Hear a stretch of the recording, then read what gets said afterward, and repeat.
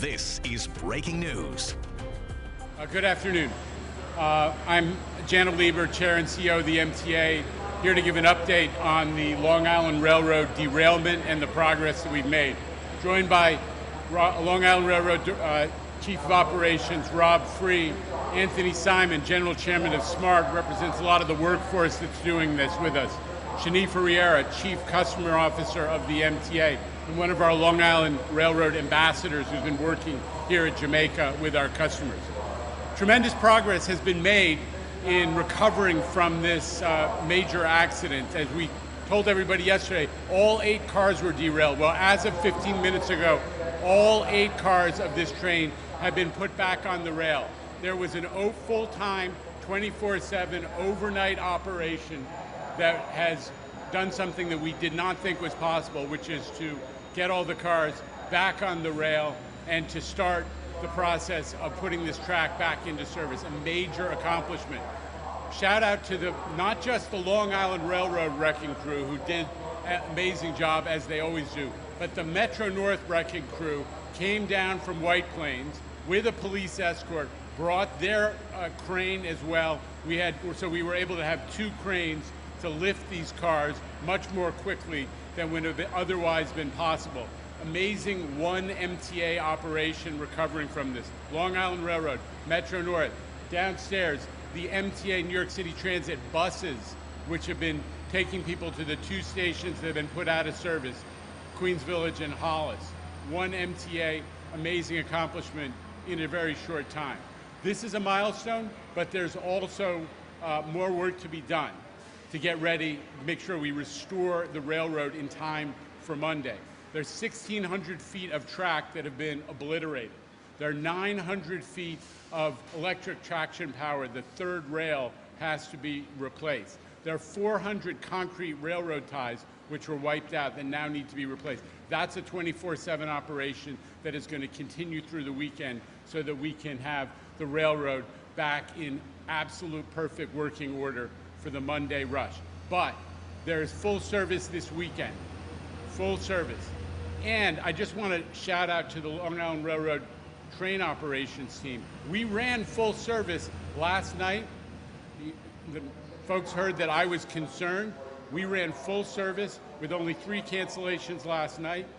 This morning, full service with only 4 cancellations. And yesterday, we had 86% on-time performance, not where we want to be, but on a day where we lost a huge portion of the railroad, an amazing accomplishment. This is an area which normally gets 367 trains a day. It's one of the busiest parts of the railroad, and we ran almost all of those trains in the last 24 hours.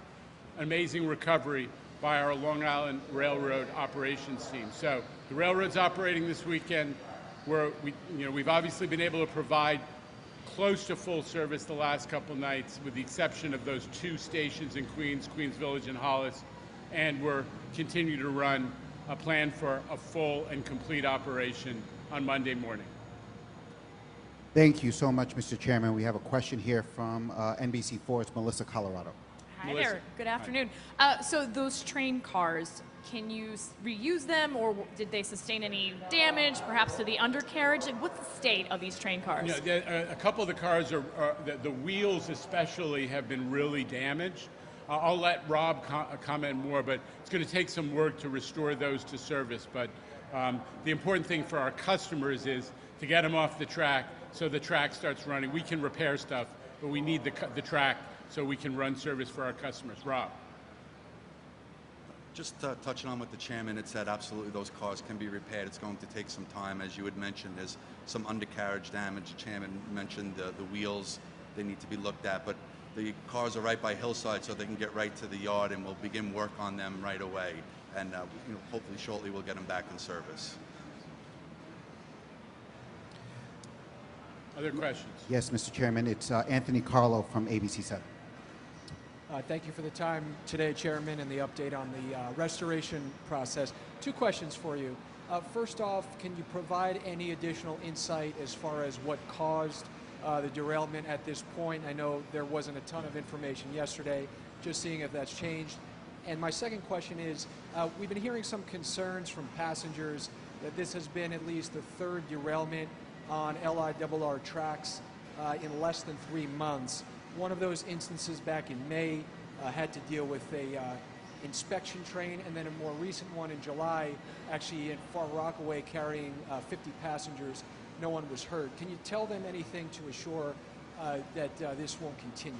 Well, listen, derailments are extremely rare, so I'm 100% confident that this is not indicative of some pattern, but we are looking closely. This is one of the busiest areas of the Long Island Railroad. This is an interlocking called Hall, where we run 367 trains a day, so we got to look closely at what went wrong. But the other incidents that you mentioned are not in any way analogous, and they relatively low impact. This was a significant impact. We're really digging in. What I do want to say is the reason we were able to recover was in large part because of the third track project. That is a major project to add a third track on the main line in Long Island. That project was completed in the last couple of years. We wouldn't have been able to sustain service. The capital program, the state of good repair of the MTA, is what enables us to recover this quickly from incidents of this type, and we got to keep investing in the railroad. You have a follow-up question, Ms. Carl? Good on that. Mr. Chairman, Melissa Colorado from NBC4 has one more follow-up question. Any estimate on how many passengers from Hollis and Queens Village are still being impacted? Because, we did notice in the shuttle buses mostly MTA employees who had to go to the... Yeah. I'll have to get back to you on those numbers. We have the numbers on Hollis and Queens Village ridership. But interestingly, Melissa, today was a normal Friday ridership level. So folks, obviously took our advice. Go to the MTA train time app, go to the MTA website, look at social media. They were confident that we were providing service, and they went where they wanted to go. That's a good sign for New Yorkers that people just kept going. All right, Mr. Carlo, you have another follow-up? Bit of a separate topic.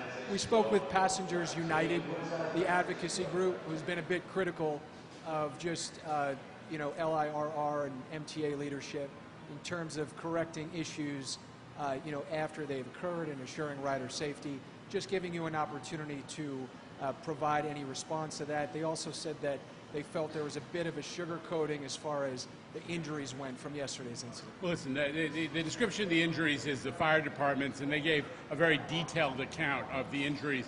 Remember, after that quick response, folks came back to Jamaica and were triaged by the EMS professionals. So somebody wants to second guess the doctors and nurses and clinicians on EMS, that tells you something about those folks and their level of credibility. I don't buy into second guessing the fire department and EMS. Broadly speaking, the MTA is actually having we're in a great moment. Ridership is apples to apples, pushing 80% of pre-COVID ridership. We have dealt with the subway safety issue tremendously successfully. Subway crime is down below pre-COVID levels. A lot more cops on the system. Governor Hochul and the legislature made it possible for the MTA to have zero budget deficits the next 5 years, and the result is we've only had to have a very small fare increase. Before, Controller DiNapoli was saying we were going to have to raise fares by $1. We did a 4% fare increase instead of a huge one. We didn't cut service. The MTA is back on its solid financial footing, and service is better than it's been in 10 years. We're in a great spot. Mr. Chairman, to your right, we have Doug Williams here from CBS 2. Thank you. Sorry I'm late. Suppose I should have taken the train. And forgive me if this was already asked. I heard you on 880 earlier today say it's too early to get into the details of what an investigation might have led you to believe caused this. Is there anything you can share that There's really no update. I mean, obviously, we're looking closely at the data that's been downloaded from the switches, from the interlocking, which does actually record all the data, looking carefully at the video that's been captured by the external facing cameras on the train, the interviews of the train personnel. All that is ongoing, but I don't have more information about causation at this time. What we do know is speed was not a factor. This is a 60, a transition area between 80 and 60 miles per hour. The train was going 54 miles an hour, so speed was not a factor, and it's a straight run. So we don't think the configuration of the railroad was a factor either. So we're digging in. Mr. Chairman, thank you so much. Thank you, everybody. This has been breaking news.